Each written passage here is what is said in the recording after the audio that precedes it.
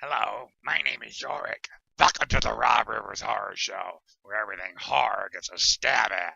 Will he survive or become one of the dead? Let's find out what he's looking at today, shall we?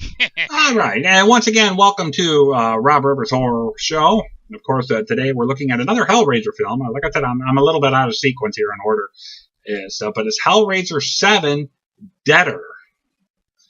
All right, now Kari Wuhrer, I'm not sure how you say the last name. It was Wuhrur.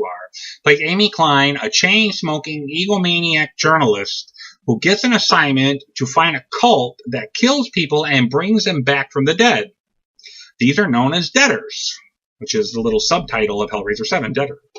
Okay, while researching, she comes across a famous cube and Pinhead's world. Now, nothing is real as it seems. She tries to figure out what is real and fantasy, what is happening to her, and how to make it stop. The more she goes into the dark world, the more frightening it becomes, and death may soon follow. During her world unraveling, Pinhead tells her that she is the connection between the world and the Deaders, I should say Pinhead's world and the Deaders, and it means war. All right, now what works in the film?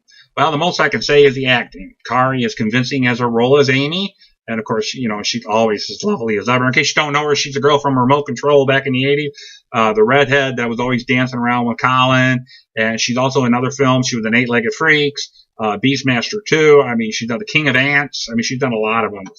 Hitchhiker 2, or The Hitcher, The Hitcher 2. She's been around. She's been around inside the horror industry. The blood effects all around are good, and the makeup of the dead people are good. But what doesn't work is the story. Nothing is truly explained to us as a viewer, nor do we actually get inside this cult. We never really figure out how they're able to do this. All right, if they do unravel it, I really missed it. There are so many questions about what's going on. I felt unbalanced feeling about the film. Maybe I blinked too many times to get the message. What was even stranger is that, now this is why the Hellraiser movies that I'm reviewing are out of sync. All right, I watched Hellraiser 7 Deader one night, and then the next night I watched Hellraiser.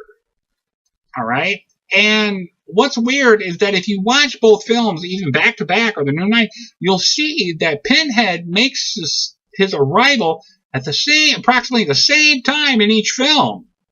We get him at the beginning, a little bit in the middle, and then he comes up near the end. Is that a coincidence? Or is that just the format of the way they do these films? Now, we'll find out as I go on to some of the other films. Overall, Hellraiser 7 Deader is worth one look if you're a fan. If you're a big fan, you might view it more and more to help you understand the movie, or maybe you could care less. You just like to look at Pinhead or Kari. Like I said, she's still a beautiful chick. I, however, didn't care for her much. Yes, it held my interest, but at the end, I wanted more information and more to the movie. My grade for this one is a C-. It just falls below of getting all our questions answered. If we did have probably all the questions answered, it'd probably be at a C, but we don't get that. We get too many questions. Sorry. The dead feast on human flesh and stop nothing for it. The living, confined to dark corners of the world, must do what it takes to survive. Dying is the only thing left to do at the end of the world. Check out Blood White at bloodwhitemovie.com.